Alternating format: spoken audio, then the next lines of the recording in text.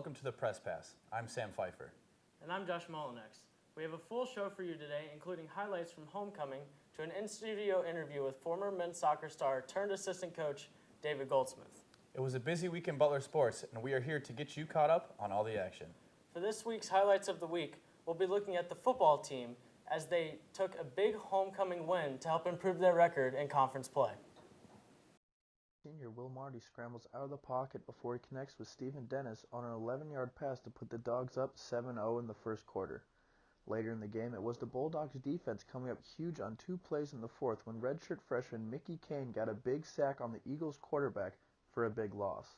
Then in the same corner, pressure put on the Eagles by the Dogs' D-line leads to a pick from Devin Aguilar to help the Bulldogs secure the big win as the Dogs rolled past the Eagles 24-21 on homecoming.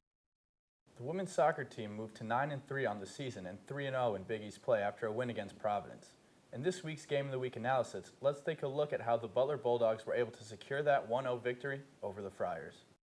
Butler women's soccer team took home a 1-0 victory over the Providence Friars on Sunday afternoon. Let's take a look at that goal, break down how it happened.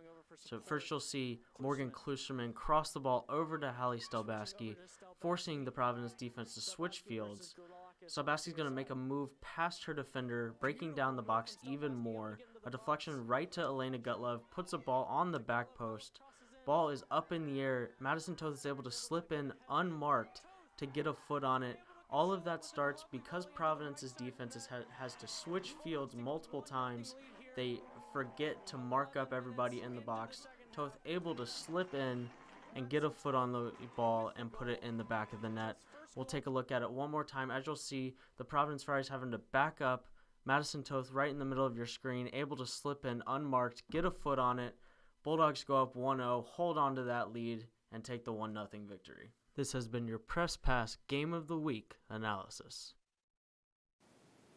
The women's soccer team looks to continue their winning ways in Cincinnati on Thursday at 7 p.m.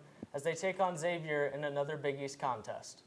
The Butler men's and women's golf teams both had their second tournament of the fall season this past week. They hosted schools from around the Midwest at their annual Fall Butler Invitational at the Highland Golf and Country Club in Indianapolis. Press Pass reporter Sam Barris was at the course this weekend to cover the school's practice rounds and tournament play. Highland Golf and Country Club, located just around the corner from Butler off of 52nd Street, Michigan Road. This clean-cut 18-hole course is tucked away from the city and offers a great facility for the Butler men's and women's golf team to call their home course. This past Sunday through Tuesday, Butler welcomed a number of different schools from around the Midwest as they hosted their annual Butler Fall Invitational. Schools that competed with Butler included, but weren't limited to, Chicago State, IUPUI, Green Bay, Marion, and Vincennes. IU also sent a number of individual players to compete this week. With the tournament taking place over Monday and Tuesday, almost all the teams could be seen out on the course practicing Sunday afternoon. When I spoke to the Vincennes head coach, Dennis Chatton, during their practice round, he said, and I quote, "This tournament serves as a great tune-up for my guys. As they're the only two-year school, we don't necessarily expect to compete too much out there, but it's good to see the competition early on."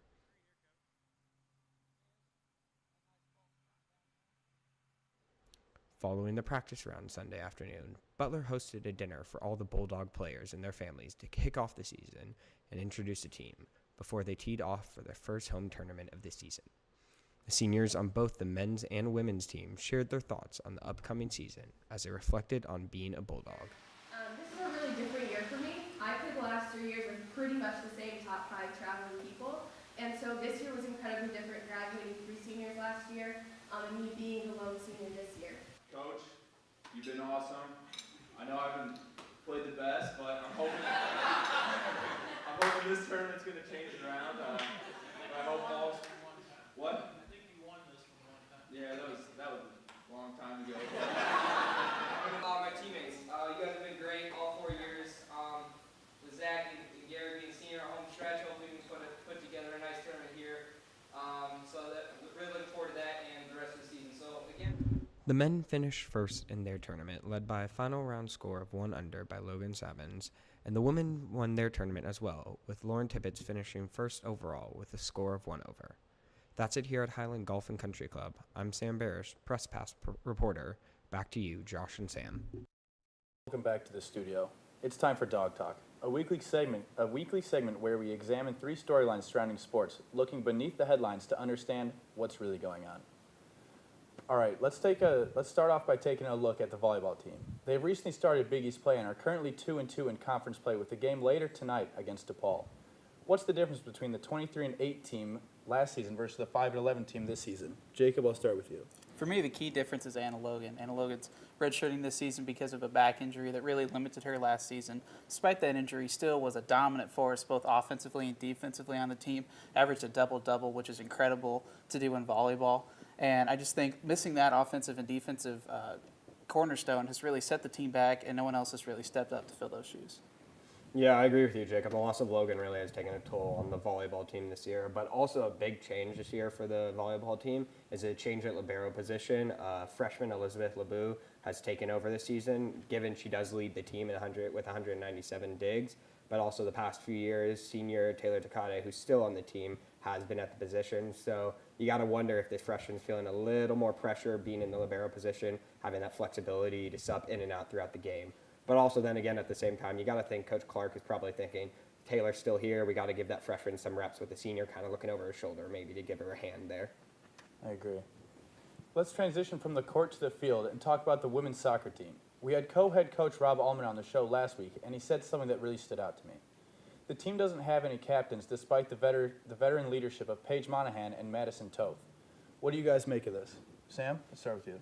Well, yeah, it definitely is an interesting strategy. I mean, you don't normally see that in any sport, for that matter. I mean, having a captain really helps stabilize a team and a leadership. But I think what this really means for the Butler team is it shows how they play, which is unselfishly. They are focused more on passing the ball, getting it to the open shot, and making it in the goal. They don't play a selfish type of soccer, and you see that when they play out there. So definitely, though, Toth and Monahan, they are out there. They are the seniors. They are the forces to be reckoned with on that team. So I think they are serving a little bit as captains. But I do ultimately think what it means is there's no captain because they don't need one. They play so unselfishly. Yeah, I definitely agree with that. I think Toth and Monahan are the quote-unquote captains on the field, not necessarily get that official designation. I also think it has to do with how young this team is. A lot of freshmen and sophomores start, which you don't see very common, and some of the next players up are freshmen and sophomores. So a lot of young players really stepping in, filling crucial roles that you would really look to captains to fill. So I think that's got to do with it too. I mean, Anya Savage is having a tremendous year, scoring a lot of goals for the team, and I feel like if you kind of make captains, it'll kind of pressure the freshmen and sophomores to try to give up the ball to the captain instead of maybe taking their own shot, but definitely like the approach for the women's soccer team. I agree with both of you guys. So now let's transition outside of the Butler bubble. It was recently announced that Space Jam 2 will be in the makings. LeBron James will be the lead role, but the Monstars haven't been announced yet. Let's put a Butler spin on this. Looking at the Big East basketball this season, who would be the LeBron James and who would you guys cast as the Monstars? Jacob, I'll start with you. So for me, the role of LeBron James has to go to Kamar Baldwin. Had a huge season last year, and with Butler losing both Keelan Martin and Tyler Weidman, Kamar Baldwin's going to be the guy they're going to look to score points and lead them. And I think that's going to, just having the ball in his possession more, I think it's just going to help him tremendously. He's always willing to attack the basket and then draw back and shoot the long shot. So I think he's going to have a great year, really claiming that role as the best player in the Big East. For the Monstars, for me, I'll start in the paint. I have Jesse Govin out of Georgetown, big setter, had a dominant year last year in the paint, and proves to be even better this year with another year under his belt. For a forward, I have Eric Pascal out of Villanova. Villanova always has a good way of making good players great, and I feel like Pascal is just going to be that next player. For another forward, I have Alpha Diallo from Providence. Kind of a sleeper pick. He won the team's Most Improved Player award last season, but really showed out in the Big East tournament, NCAA tournament, and leading that team. And then for the guards, I have Marcus Howard from Marquette. Going to score a lot of points. Always a big proponent to make that clutch shot and help Marquette seal games. And then Shamori Ponce out of St. John's had a really great year last year. Really led that team and looks to, I think, is the only player that can really rival Kamar Baldwin this season. Yeah, I definitely agree with you on that. I, too, pick Kamar, Howard, and Pons for my team. I think Kamar is, without a doubt, going to be that leader this Butler team needs this year. He should lead the team in assists. And I look forward to seeing what he has to do for the Bulldogs this year. Howard is going to be the most prolific scorer in the Big East this year. I expect him to likely lead the Big East in points this year. He was just putting balls in the baskets last year like no one else could. He was the reason that Marquette offense was top 15 in the country, I believe, last year.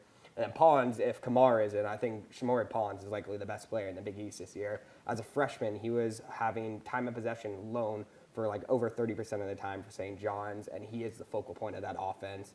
And so I really look forward to seeing what he has to do this year. However, for my last two players I took from my Mod squad, I took Miles Powell from Seton Hall. I'm really excited to see what he has to do this year. 3 of the 4 stars from last season in Seton Hall are now either in the NBA or graduated. And so that leaves just Powell. And most people would think that would be a disadvantage for him. I think that's going to be an advantage for him because he's now going to see more open shots and he's going to be the main offensive focal point for them. And then I also took Sam Hauser on Marquette. With Howard being the scorer he is, people are going to try and double team him all season. And I think that's going to give Hauser a lot more open shots. And I think he's really going to be an offensive threat for that Marquette team as well. Thanks, guys. I like the picks, and I look forward to the movie. All right, that'll wrap up Dog Talk. Jacob, Sam, thanks for joining the set.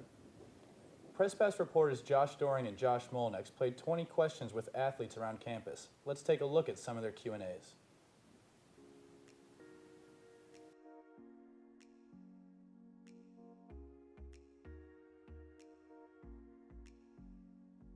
Energetic, fun, and outgoing. Funny,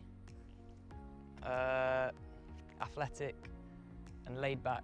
What is laid back? Is that 2 words? Confident, driven, and personable. Nice bowl of pasta. Tacos. Roast dinner. Chicken.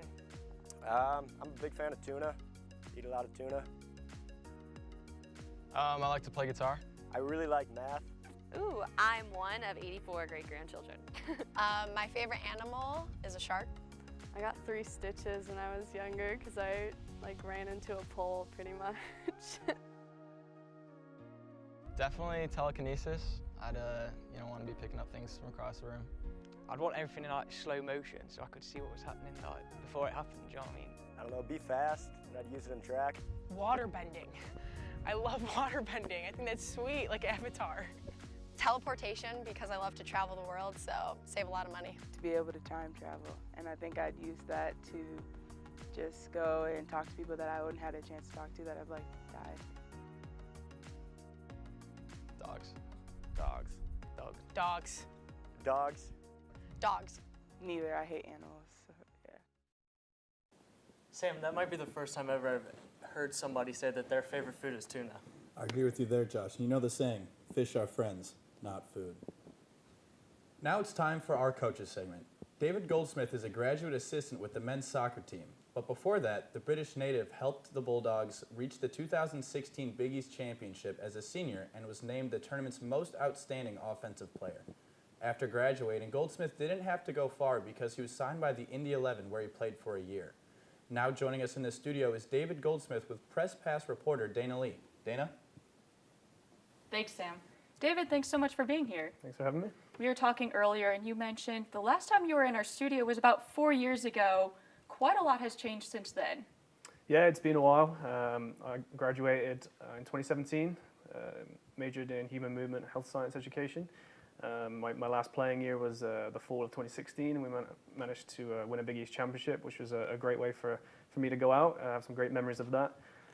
Since then, played for Indy 11 last year. Obviously, it's been my dream growing up to play professional soccer. So it was fantastic for me to get that opportunity and kind of live my dream for a year. Eternally grateful for the Indy 11 organization and the coaches there for giving me that opportunity. It was a great experience, and I learned a lot about myself and as a player and as a coach as well. Since then, I'm now back at school. I'm a graduate assistant on the men's soccer team here, and I'm just doing what I can to help the coaches and help the team and get some results in the field. Last year, you served in an operations role. This year, you're a grad assistant. What has that transition been like from player to coach? I mean, some of these guys were your teammates. Yeah, it's been an interesting transition for exactly that reason. I've been on the field with them, and now I'm seeing it from an outsider's point of view in the office and around the coaches. I now see the amount of work that they put in, which is fantastic. But as a player, you sometimes don't always see that. My role right now is to help the coaches as much as I can, and to also help the players because I have those personal connections with them. Help them with whatever they need, as I said, to try and get the best results for the team. Is there anything you've seen Coach Snape do that now that you're a grad assistant, you see, oh, that's why you do that you didn't realize as a player? There's so many things, and there's so much work that goes on behind the scenes that you don't see as a fan or even a player. So just being a part of that, preparation for games and all the work that goes into helping the players is quite amazing. And the coaching staff at Butler does a fantastic job, I believe, at that. So it's great to see. The team holds a 2-6-2 record, one of the worst stretches since you've been here. From your perspective, where does the trouble lie, and what will it take for the team to kind of break out of this slump? Obviously, we're in a disappointing period right now. The program has very high expectations, and the results aren't meeting those expectations right now. I'm fully confident that the players that we have and the coaching staff can change things around. It's a long season. We have a lot of games in October, and that's typically when the results matter most, because that's when conference play starts. That's when you build up to the conference tournament and hopefully the NCAA tournament after that. So although the start hasn't been exactly what we wanted and we're disappointed with that, it's time to put that behind us and kind of focus on one game at a time, starting with the next game on Friday against Georgetown. And then once you get one win, you start building momentum, you hopefully build on top of that. And then obviously the goals of making the Big East tournament and challenging for that Big East title are right on the table at the end of October and start of November, hopefully. I know you weren't able to travel with the team yesterday because you were in classes, but what are your plans moving forward? I know Coach Snape would like to keep you on his coaching staff as long as possible. Yeah, obviously I have a great interest in coaching. Obviously love soccer. I've been involved with it my whole life. So to still be around the game is fantastic, and I'm really enjoying that. I'm pursuing an MBA degree from Butler. So at the moment I'm just kind of keeping my options open. I'm learning a lot about coaching. I'm learning a lot about the business world. So we'll see in the future which path I take. But for the moment I'm really enjoying it, and I'm learning a lot from the coaches at Butler. Well, thanks again so much for being here, David. Best of luck to you and the team moving forward. Sam, Josh, back to you both. Thank you, Dana. That's all the time we have for this week. Tune in next week for an interview with current men's soccer coach Paul Snape. This has been the Press Pass. We have our credentials, and now you have yours.